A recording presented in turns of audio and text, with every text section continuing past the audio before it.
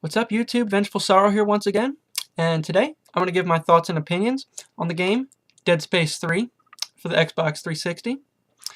Now, I beat this game a few days ago, and right from the top, I have to say, it's a great game. If you're a fan of the Dead Space series, you're going to like this game. Now, there are some things that are different about it compared to the previous games, but overall, I believe you'll like this game. The gameplay at its core is pretty much the same. The story is really where the game changes. Um, Obviously, if you've played the demo or if you've been paying attention, in this game, you actually do land on a planet, and most of the combat takes place on the planet. So it is different in that aspect. Now, that doesn't mean it's any less scary or it's any different of a game, really. You're still fighting necromorphs. Um, and they're still going to pop out at you. They're still going to try to kill you in sneaky ways. They'll still show up behind you. They'll still, jump out from behind things and stuff like that. And it's really fun in that aspect. Um, one of the major gripes I have with it is the love story aspect of it. For a game that's supposed to be scary, I don't know why they're trying to be romantic as well. And that's what I've noticed in all the Dead Space games. But that's the story isn't the main part of the game for me. I prefer the gameplay because it's fun as hell. I don't mind the love story aspect of it. It's just not my cup of tea. Another major gripe that I have with the game, and I wouldn't say major on either of these really, it's just something I noticed. There's a lot more action moments in this game, definitely compared to the previous two. The first game was pure horror, pure scary. The second game, you can tell they were going a little more action-based, and this game, it's about 70-30, like survival horror over action. And it doesn't really hurt the game, it's just different. It's like a different way to play the game. Um, and for instance, like, you'll be, at the top of a mountain, and a necromorph, like, shakes you, and you fall down the mountain in some crazy flip that no one would ever survive, and you get up with not a scratch. And that happens throughout the whole game. It's pretty much unbelievable how much action there is in here. That would never happen. How much damage this guy can sustain while falling. So, also another major change to the game, and it actually helps out really well, is there are optional missions now available.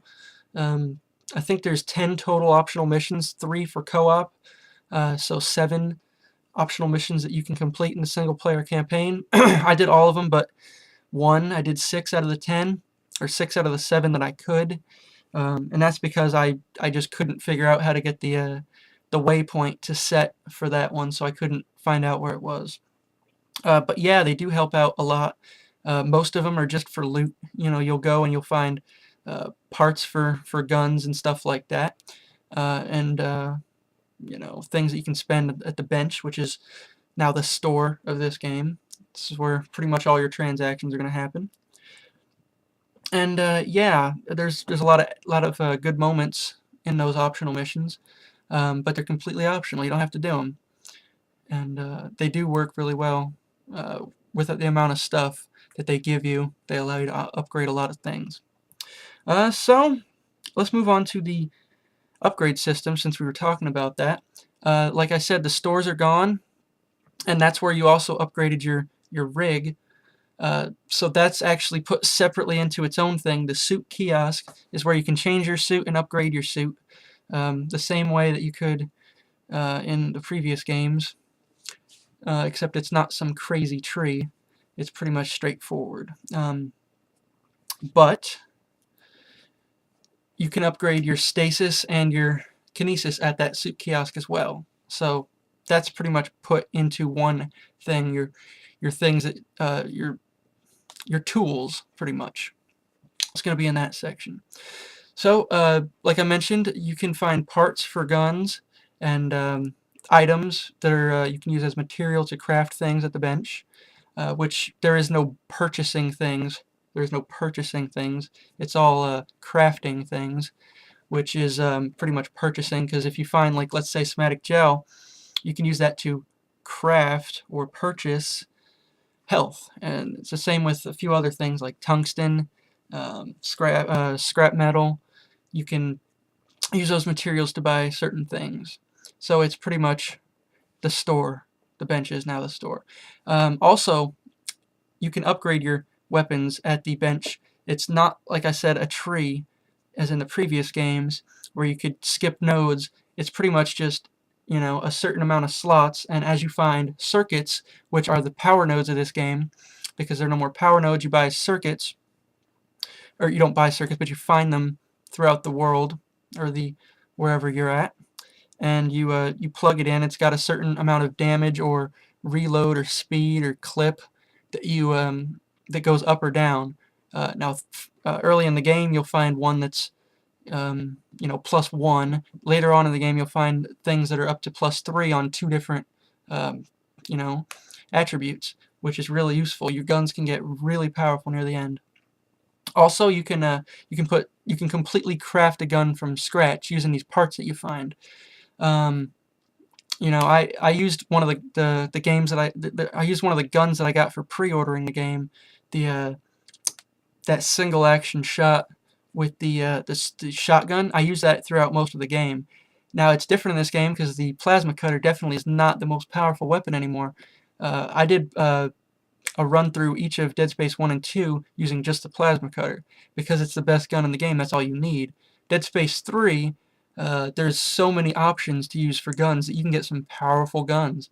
I upgraded, you know, +2 damage, +3, you know, other attributes on that gun, and it, you know, it pretty much killed everything one shot near the end of the game. You can also add attachments such as a flamethrower to your gun, or my personal favorite, I use the acid bath to the shotgun. Kind of reminded me of Prey. If you ever played that game, you can use an acid shotgun. That's pretty much what I did in this game, Dead Space 3. And it killed a lot of enemies really fast. So that's quite useful. Also, you can send out scavenger bots to find these parts for you. Now, like big items like, let's say, a gun barrel or a frame for a gun, they won't find stuff like that. They'll find things like the scrap metal, tungsten, things like that. The small pickup items that you can find. And you can have up to 3 of those, I believe. I'm not sure if you can have more. But by the end of my playthrough, I had 3 of them. And, you know, they'll keep you busy because they come back every few minutes. And they bring you parts, you send them back out, and they'll gather more parts. In a few minutes, they'll be back. Now, there's certain locations throughout the world that you can put them where you'll get extra parts. And when you're walking around with the scavenger bot in your hand, you'll hear a beeping thing. You'll see, you know, an icon on the screen to let you know to drop it there, and you'll get extra items. You actually get an achievement for that. I didn't get it because I didn't know about that until about halfway through the game. So I didn't have really many opportunities to. Let's see. Alright, let's move on to the enemies. Now, the enemies in this game are just as scary as the ones in the previous games. Most of them actually return. Let's see, you have the standard ones that have the you know, the claw things coming out of their shoulders. The only thing different about them is their appearance, their skin. Particularly when you get down into the planet, they're you know, they have like white snow. They're covered in snow, pretty much. They're glossy with snow, and that's pretty cool. You know, it brings everything together at the planet. Also, let's see, the crawlers return those little babies that you can shoot and explode. Those little things that are like a head and they have 3 arms sticking out of them. Those return. They actually have a graphical overhaul. They're really detailed now. It's like you can see their teeth and stuff like that. It's really cool. Those fat guys that have like the one claw thing, and then they have the stomach that usually spews out those little tiny little critters, which still exist in this game. They're still here. Let's see. Later, towards the end of the game, you fight a new type of necromorph. I don't want to spoil it, but it's brand new. You've never seen it before. If I say any more, you'll probably, well, it'll spoil the game for you. Um, Also, you're fighting humans. Uh, Danik is one of the main villains of the game, and he sends his personnel after you, and you actually do fight humans in this game. The good news is you're not fighting humans for more than about 5 minutes at a time, and that's, taking your time, being leisurely. If you're rushing through, it's probably gonna be like 3 minutes. But yeah, you're not fighting humans for long. Uh, they're standard. They go down with a few shots. You actually get an achievement if you get enough headshots on them. I got that achievement, but there's nothing really special about them. Um, Now, when you do encounter humans, you probably will encounter necromorphs a few minutes into the battle. The necromorphs will take over the humans, and then the necromorphs will be shooting you with guns. And they're terrible shots, but it's really neat that they did that, because it's just a new enemy pretty much. Let's see, the Regenerators, everyone's favorite enemy. No, actually, I love them. They're really fun to fight. Just they're scary and hard as hell. They do come back significantly in this game. You fight them more in this game than you do in the first one. And because the second game you fight them for one level, the last level, but in this game you do fight them significantly. There are many stages that you will be fighting them, and they are just as hard. So let's see. Also, another new enemy. These axe pick enemies. They walk up and a couple hits you're dead. So you do have to watch out. What's really neat is if you shoot their legs off, they use the picks to crawl towards you. That's pretty cool. And later on in the game, when you're on the planet, it's a nice planet, and you can see them just in the background picking things. And when you walk up on them, they'll and then they'll go to kill you. So that's pretty cool. I'm sure there's some more new enemies that I'm forgetting, but yeah. The boss fights. Boss fights are really cool in this game. The final boss in particular, one of my favorite boss fights ever. The final level, actually, the entire final level is the boss fight, and that's really cool. There's a few other miscellaneous ones like tentacles that just pop up randomly that you have to shoot. But there's the main enemy once you land on the planet, and this is your main enemy for a few levels actually. It's this giant spider-like creature. I'm not exactly sure what it's called, but there's actually multiple battles where you fight it, and not so much in each. Like the first one you'll fight it a little bit, the second one you'll fight it a little bit more, and then the third one you'll fight it a little bit more. There might even be a fourth one, I don't even know, because you do fight it for a few levels. So yeah, boss fights are good in this game. Let's see. Miscellaneous things. There's some new puzzles in the game, like to unlock things or open doors. There's definitely co-op aspects you can see when it comes to that, because there'll be a puzzle at like a door that's locked, and there'll be two panels to activate it. In co-op, you'd have to each person would have to communicate with each other to see which way to go. But single player, it's actually kind of difficult to move your thumbs two different directions at once, because it's timed and it's quick, so you got to be quick with that. Also, to activate certain things in the campaign, like to complete certain missions, you have to do circuit puzzles. They're pretty easy once you know how to do the first one. It's pretty simple after that, but it actually confused me pretty hard the first time I came across one. You have to line up certain circuits with each other, but if you screw up one, you have to change the whole thing. Later in the game, you have to translate certain things to open certain doors. That's pretty neat because there's no key anywhere. You have to go by sound, and you have to remember that sound when you're going to put the answer into the puzzle. So that's pretty cool. Mountain climbing, that you actually can climb mountains in this game. Pretty much a big portion of this game occurs on a mountain. And like I said earlier, if you fall down a mountain, it's action-based. Well, in this game, you got to climb right back up. So you activate this this console, and you hit a lever, and it shoots this claw up there, and you can climb the mountain. What's really neat is there's rocks falling. You have to swing side to side. There's things trying to kill you. There's monsters at the same time. It's pretty difficult. And then you can use certain abilities like stasis to slow things down and maneuver yourself a little better. So that's pretty cool.